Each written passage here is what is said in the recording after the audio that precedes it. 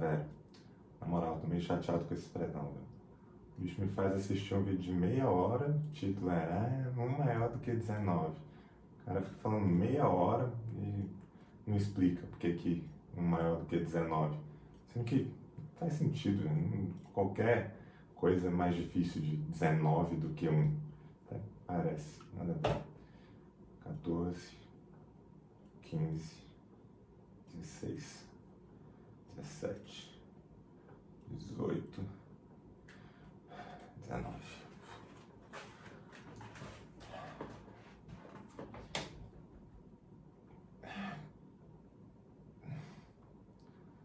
Caraca, parece que essa repetição tá pior do que aquelas 19 no outro braço.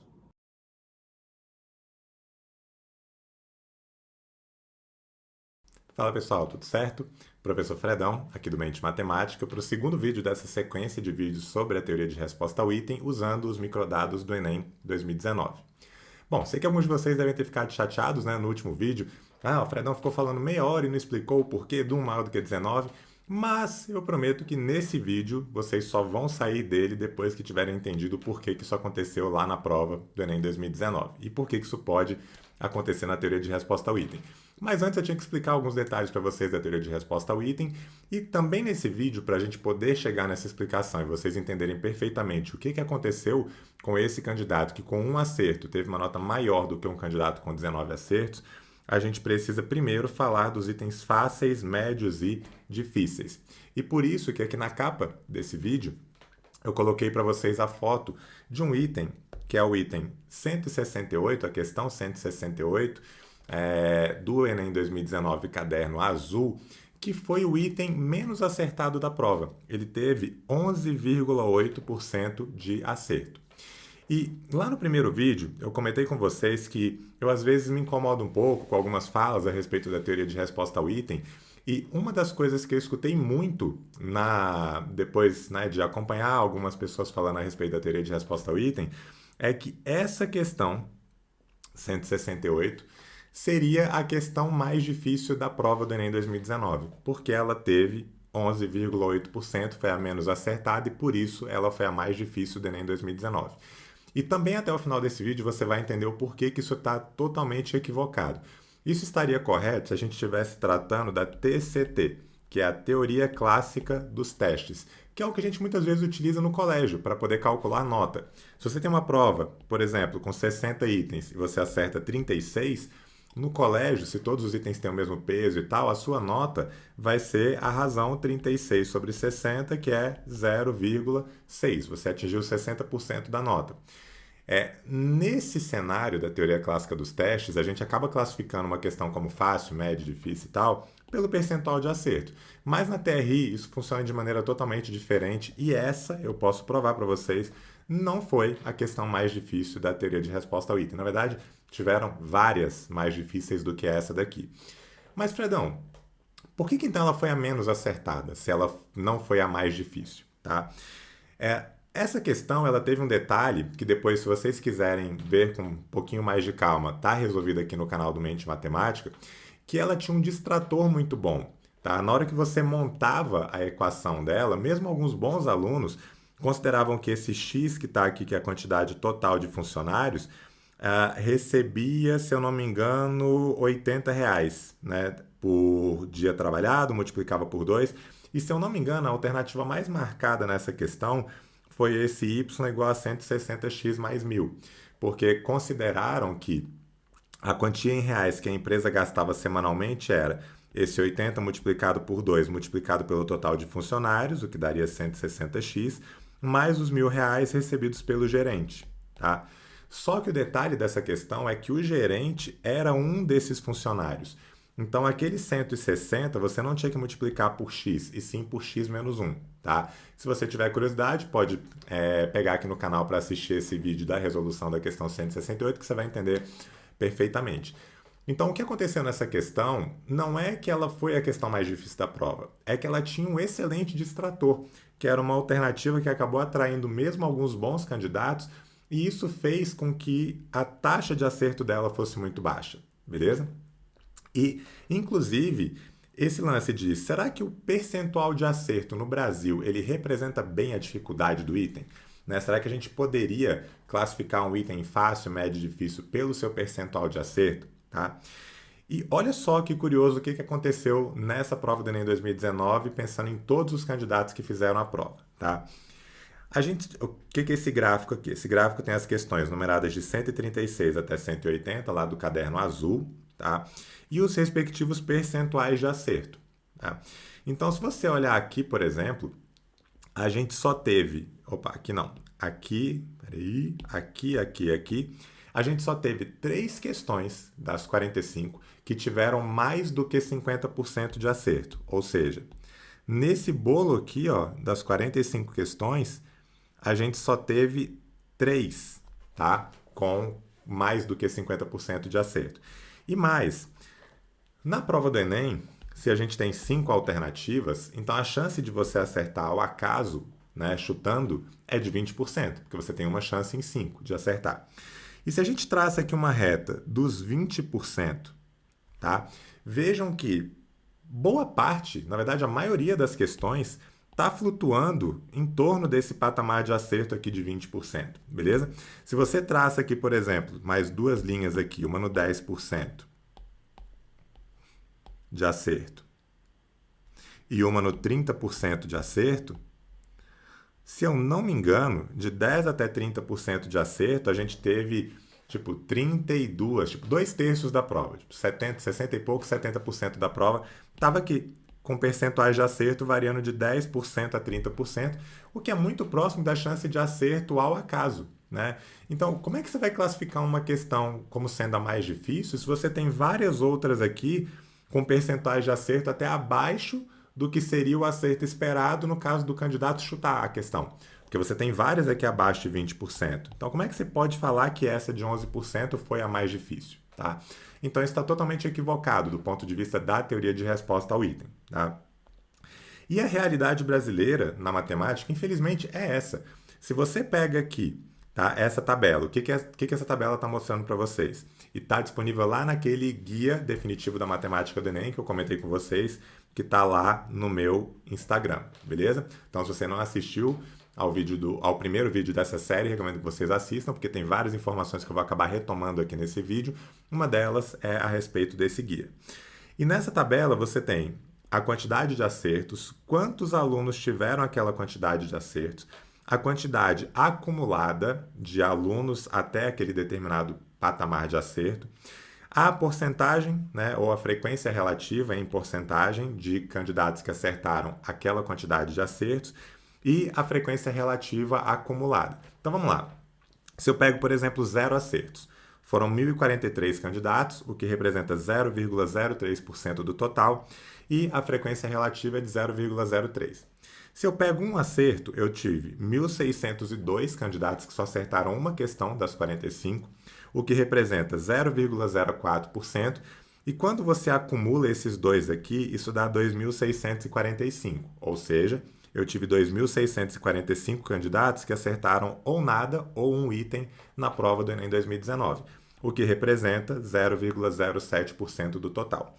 E quando você vem para esse que está marcado aqui de verde, que são 10 acertos, você vê que 50,70%, ou seja, mais da metade dos candidatos, acertou 10 itens ou menos. Sendo que o esperado, se os candidatos chutassem todas as questões, era de 9 acertos, beleza? Então, e mais, se você pega, por exemplo, os candidatos que acertaram 31 ou menos, eles são da ordem de 99,06%, ou seja, menos de 1% dos candidatos consegue superar a barreira dos 31 itens, tá? Então, isso significa dizer para a gente aqui que a prova de matemática, num contexto mais amplo, tá? Por mais que você se sinta bem preparado e ache, é tranquilo de acertar 30 itens na prova de matemática do Enem, no contexto Brasil, não é. Ela é uma prova muito difícil e isso se traduz numa dificuldade até para a gente poder identificar só pelo percentual de acerto o que é um item fácil, intermediário e difícil, beleza? Uma alternativa, tá? Que eu comento, inclusive, lá nesse guia definitivo da matemática do Enem. Caso você queira tentar descobrir qual item é mais tranquilo, qual item é difícil, só pelos percentuais de acerto, tá? Tem um site, eu acho até legal porque a galera desse site que eu vou comentar, eu nunca tinha tido contato com eles, mas eu divulguei porque eu usava e eu gostava mesmo do trabalho deles. Eles entraram em contato com a gente do Mente Matemática para poder discutir melhorias lá no site deles e tal, então achei bem legal. É o site da ZBS, tá? Não tem nenhuma relação comercial com eles, eu recomendo porque eu uso e gosto mesmo do trabalho. E lá no site da ZBS, eles divulgam vários filtros que você pode fazer. Se você, por exemplo, estuda no colégio X e você quer saber como é que foi o desempenho da galera na matemática, em linguagem e tal, nesse colégio X especificamente, você consegue lá nesse site da ZBS, você consegue filtrar até pelo colégio e saber qual foi o percentual de acerto em cada questão, qual foi o percentual de marcação em cada alternativa, então é um trabalho bem legal. E aí o que eu tentei fazer lá no Guia Definitivo da Matemática do Enem foi, apenas pelo percentual de acerto, tentar começar a identificar o que seriam questões fáceis, intermediárias e difíceis, tá? E nessa tabela aqui, não vou entrar tanto em detalhe, porque esse aqui também não é tão importante para a gente lá na teoria de resposta ao item, mas caso você fique curioso, você pode olhar essa análise mais aprofundada lá no guia. Eu peguei, por exemplo, no Brasil e ranqueei da primeira questão, que foi a menos acertada, até a questão mais acertada, e fui marcando os percentuais de acerto.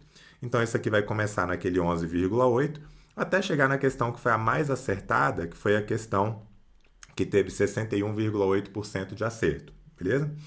E aí você vê que esse crescimento aqui, ó, ele é muito lento, né? Porque boa parte das questões, elas estão naquele patamar entre 10 e 30% de acerto, beleza? E só depois é que dá uma desprendida aqui e você consegue encontrar algumas questões que eram aparentemente fáceis mesmo. Então, quando você analisa pelo Brasil, você até consegue enxergar um pouco melhor quais questões são fáceis, porque aquelas que são realmente fáceis provavelmente tiveram um percentual alto de acerto, beleza? E depois eu peguei outras duas escolas. Uma escola de ponta, que está sempre ali entre as 20 e 30 melhores do Enem no país. Essa escola já tem um problema contrário ao Brasil, porque nessa escola, se ela é uma escola de ponta e boa parte dos alunos são alunos de ponta e tem notas espetaculares, então fica mais complicado você elencar o que é uma questão fácil. Porque veja que o crescimento ele se dá muito rápido. Ó. Ali pela 10ª questão mais difícil para aquela escola, você já teve 50% de acerto. E a partir daí, as outras ficam no patamar de 80%, 90%, né? Enfim, muito perto ali dos 100%. Então, Brasil não é muito bom. Uma outra escola, também uma escola de ponta, se você pegar como referência, também talvez não seja muito bom para você identificar um item fácil, intermediário e tal.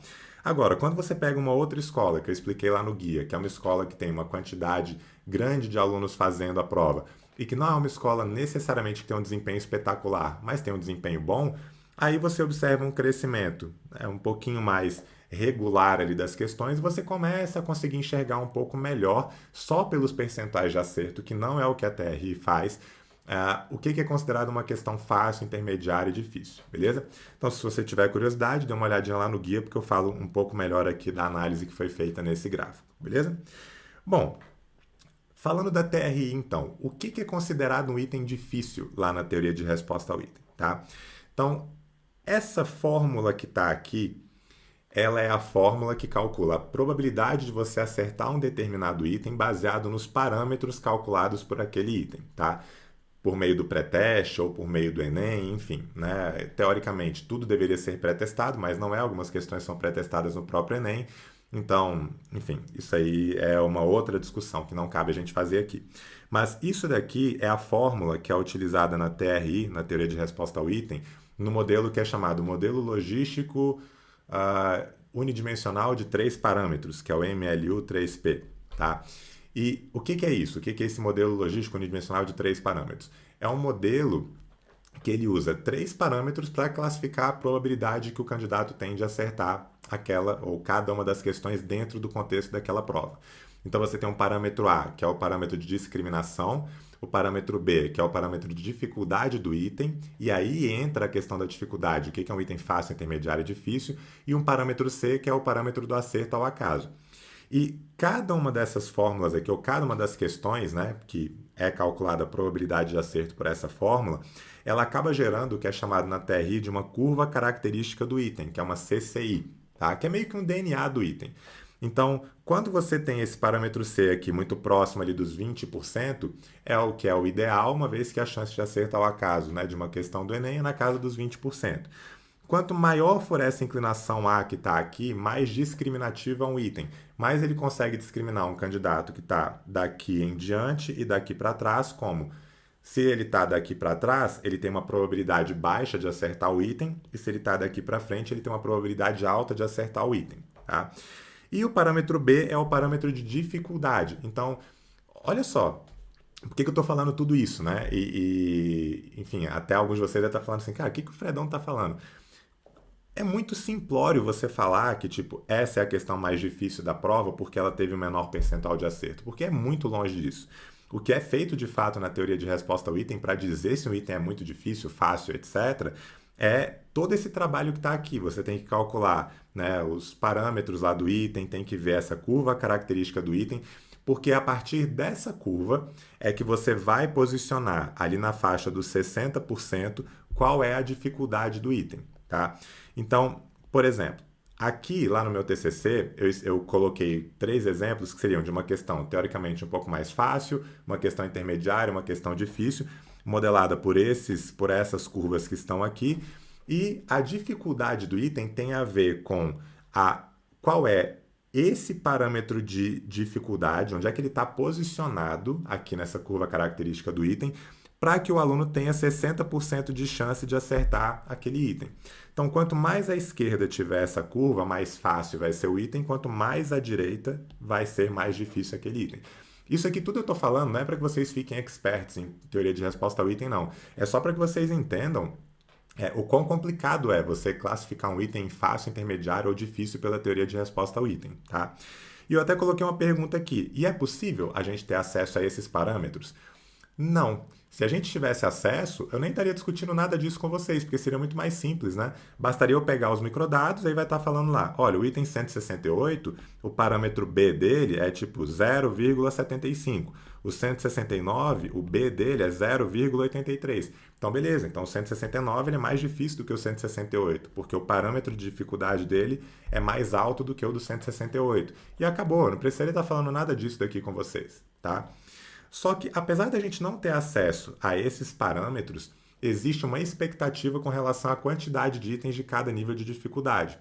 Então, isso é uma parada que me perguntam com muita frequência, né? Por que eu classifico, né, no propriamente matemática, quando a gente vai fazer os simulados, a gente sempre tenta colocar 13 itens que sejam considerados muito fáceis ou fáceis, 19 itens intermediários e 13 itens que sejam considerados muito difíceis ou difíceis. E o porquê desses números, né, que somam 45?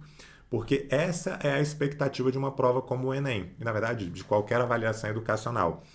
De acordo com esse parâmetro B da TRI, tá, os itens muito fáceis, que são calculados com B menor do que o menos 1,28, o percentual esperado deles é na faixa de 10%. Traduzindo isso para o Enem, é como se a gente esperasse que tivessem 4 questões muito fáceis na prova do Enem, que seria 10% de 45, que dá 4,5, eu arredondo para baixo nesse caso. 20% de itens que são fáceis, ou seja, é esperado que a gente tenha 9 itens fáceis lá na prova do Enem. 40% de itens medianos, então 40% de 4,5 vai dar 18, mas eu acabo arredondando isso aqui para 19 para poder bater, né, com os valores da soma do 45. 20%, que aqui vai dar 9 itens que são considerados difíceis, e 10%, que dá 4,5 de novo, de itens que são considerados muito difíceis. Então, entre muito fáceis e fáceis, a gente teria 13, e entre difíceis e muito difíceis, também 13, tá? E bom, por que eu estou falando isso? E agora, finalmente, a gente vai chegar na explicação do porquê que 1 é maior do que 19, tá? Ou porquê que ele pode ser maior do que 19 lá na prova do Enem. Porque uma tentativa que eu fiz, mexendo lá nos microdados e tal, foi montar meio que uma escadinha. E o que seria essa escadinha para tentar identificar os itens mais difíceis da matemática pela teoria de resposta ao item? Eu pensei o seguinte, bom, a gente teve alguns alunos que acertaram 44 itens, que a gente viu isso no nosso vídeo anterior, né? Foram 39 candidatos que acertaram 44 itens nessa prova. E a gente viu que as notas variavam. Eu vou até puxar aqui de novo para vocês essa parte dos dados, só para a gente poder retomar essa discussão. Aqui, ó. Tá? 39 candidatos acertaram 44 itens e, dependendo do item que ele tinha errado, a nota dele variava. Então, quem errou só o da catraca ficou com a nota máxima, quem errou aquela questão do entre, do alerta, ficou com 985, quem errou a do pistão ficou com 984,7. Então, aparentemente, a questão mais difícil da prova foi a questão da catraca, porque o candidato que errou apenas ela ficou com a nota máxima. Tá? Na verdade, a gente discutiu isso no primeiro vídeo, essa questão ela sequer foi considerada na teoria de resposta ao item. Então, se a gente não considerar a catraca, a mais difícil seguir nessa lógica, teoricamente, é a questão do entre, né? Que é a questão do alerta. Mas pode ter acontecido de algum aluno, né, ou de nenhum aluno, ter acertado 44, errando justamente a questão mais difícil. Tá? Por exemplo, aqui, não sei se vocês vão lembrar de cabeça, mas tem uma questão que é a questão dos cilindros, que apareceu lá na prova do Enem 2019, que tinha um cilindro central, 4 cilindros à parte e tal. Nenhum candidato acertou 44 questões errando só a dos cilindros. Então imagina, será que se um candidato errasse só a questão do cilindro, ele não poderia ter ficado com uma nota maior do que quem errou esse do alerta? Sei lá, por exemplo, ele poderia ter ficado com 985,4. Porque daí a questão do cilindro seria mais difícil do que essa questão do alerta, né? Então, pensando nisso, eu não avaliei só pelos 44 acertos. Eu fui avaliando, pegando para todos os candidatos que acertaram um determinado patamar, né? Por exemplo, 44, 43, 42, 41, e eu peguei a nota máxima. Qual foi o candidato que teve a maior nota naquele patamar de acerto? E eu fui avaliar quais foram os erros daquele candidato. E aí, olha só que legal o que apareceu aqui. Tá? Que foi essa escadinha que eu tinha deixado aqui para vocês, né? No final do primeiro vídeo, só que para as questões fáceis, não para as difíceis. Então vamos lá, vamos avaliar o que rolou aqui nessa minha tentativa de fazer essa escadinha. Ó. Pegando todos os candidatos que acertaram 44 itens, o que teve a nota máxima tirou 985,5.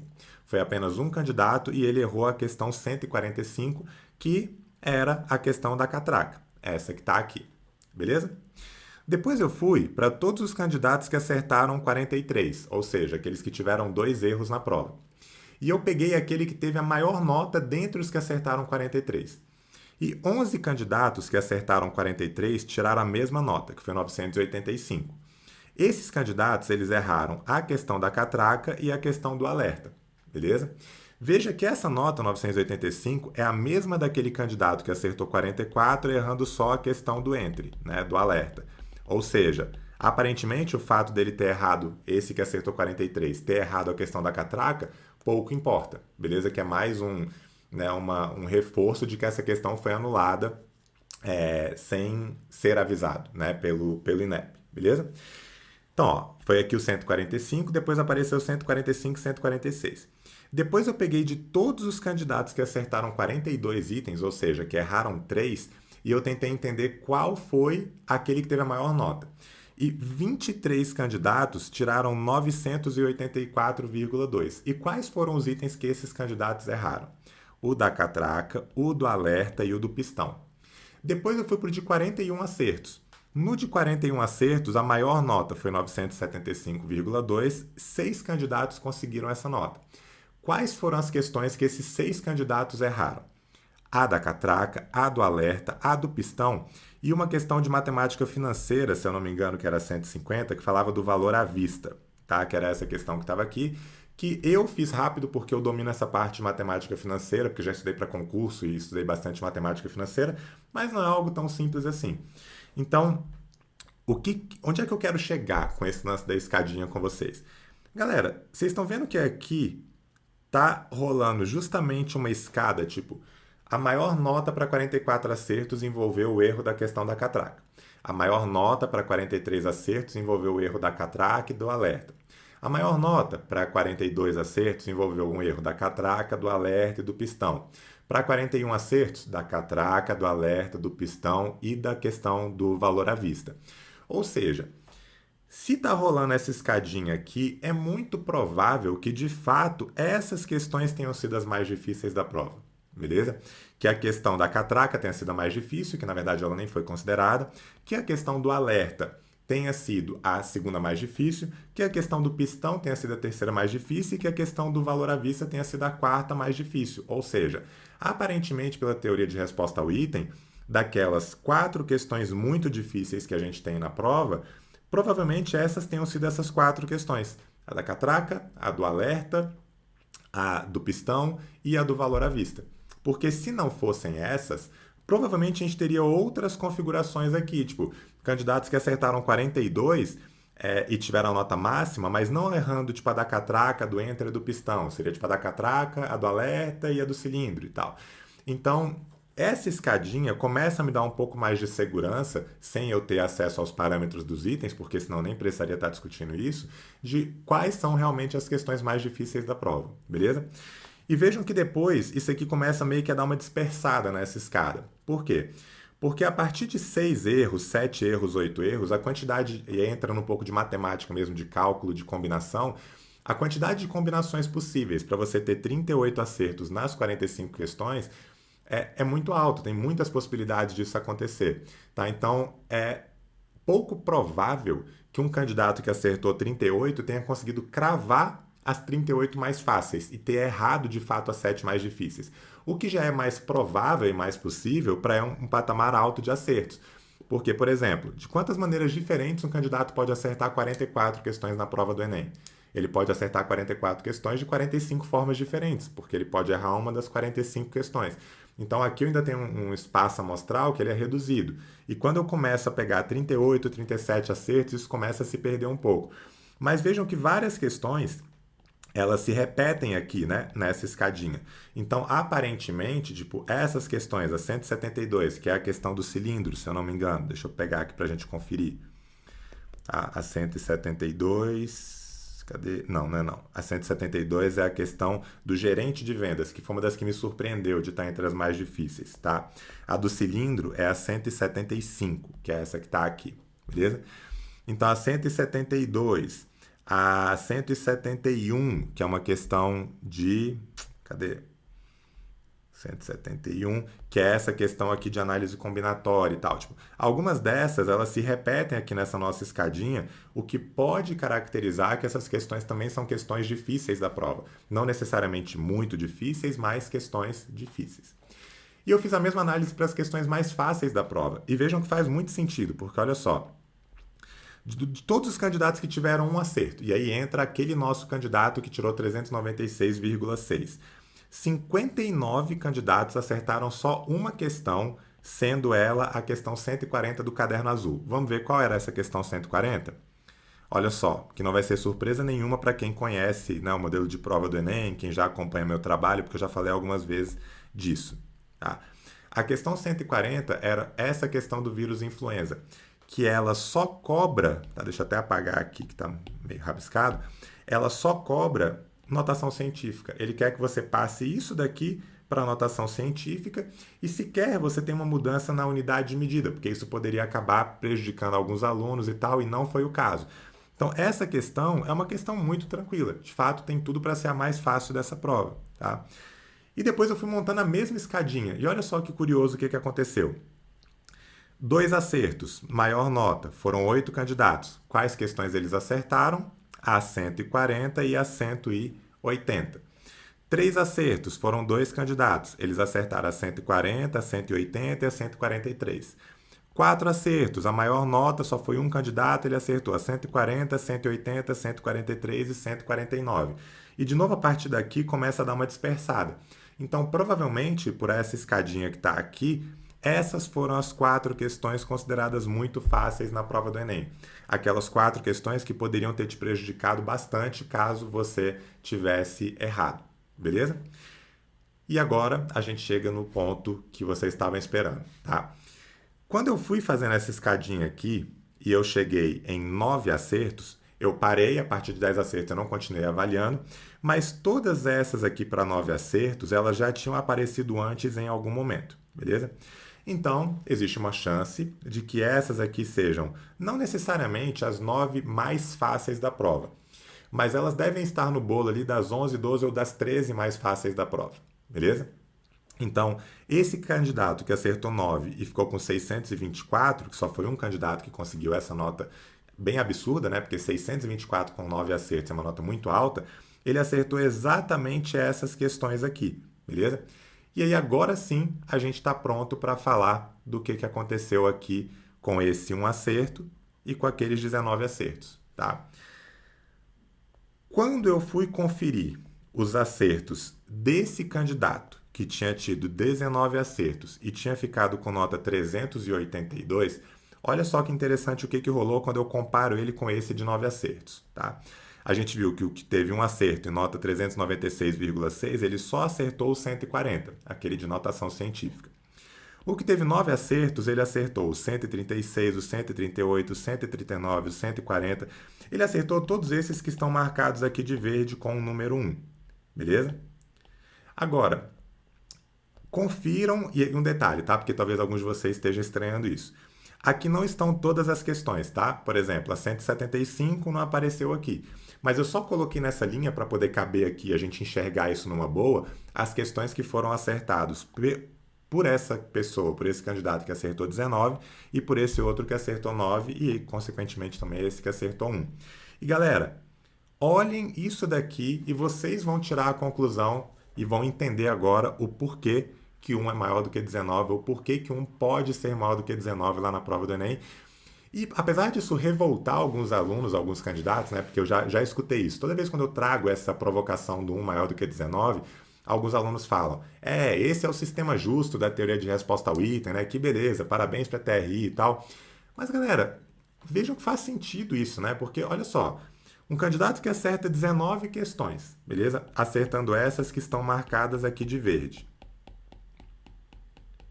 E o cara errou as 9 questões, que são 9 das consideradas mais fáceis, porque foi isso que aconteceu.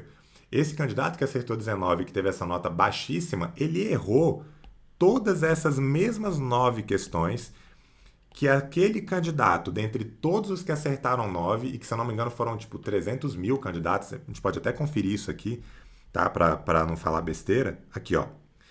9 acertos, a gente teve 397.438 candidatos. É muita gente. E só um teve aquela nota máxima de 642. Ou seja, ele teve uma coerência, se não perfeita, quase perfeita, porque ele teve uma nota muito alta.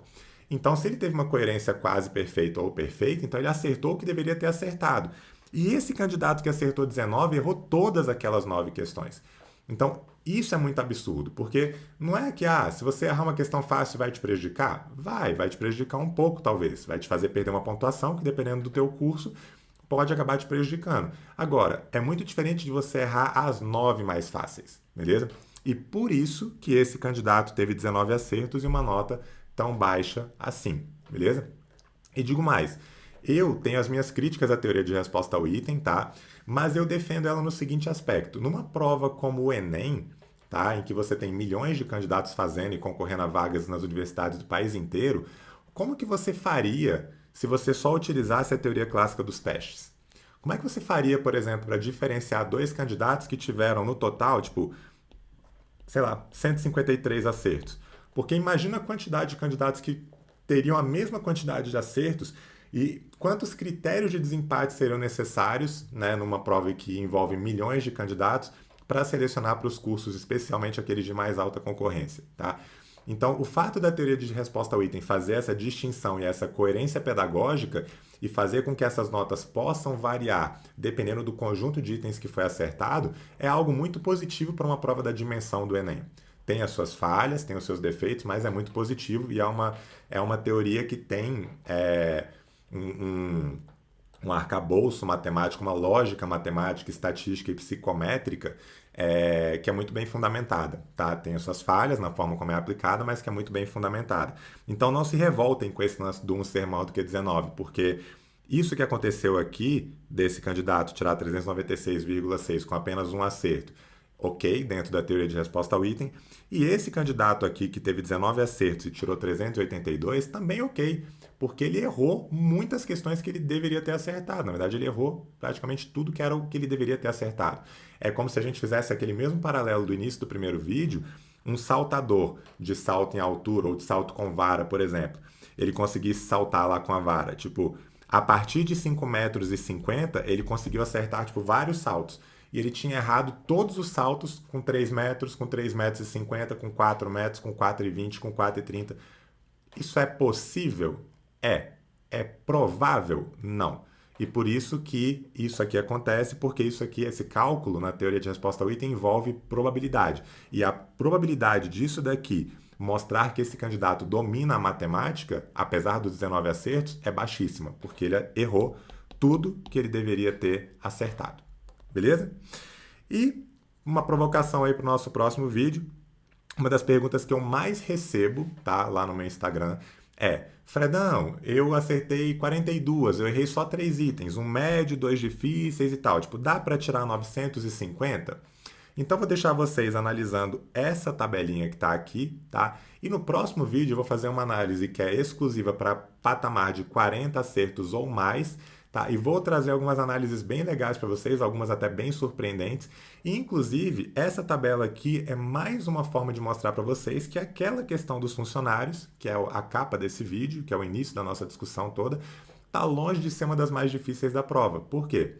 Porque dentre todos os candidatos que tiveram 43 acertos e que erraram a questão da catraca e mais uma, o candidato que errou da catraca e dos funcionários ficou com 964,6.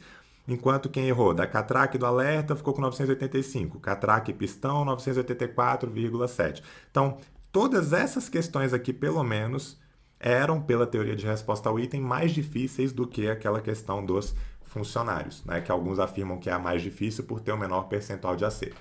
Beleza? E aí no próximo vídeo a gente discute um pouquinho mais disso. E eu vou deixar uma pergunta para vocês respondem aqui nos comentários.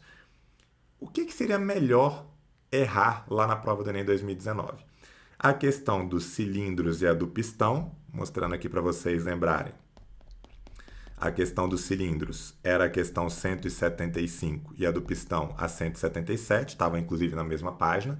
Então você preferiria errar só essas duas, a do cilindro e a do pistão, ou você preferiria errar a questão do alerta, que eu já mostrei aqui algumas vezes, que é aquela do gráfico estatístico, e aquela do gerente de vendas, que é uma questão que envolve médias, tá? Essa daqui. Beleza? Qual dessas duas você acha que daria uma pontuação mais alta? Se eu errasse só cilindros e pistão, ou se eu errasse a do alerta e do gerente de vendas? E a gente vai discutir isso também no próximo vídeo. Se você gostou, deixa aqui o seu like. Se você ainda não é inscrito no canal, se inscreva. E nos encontramos no nosso próximo vídeo.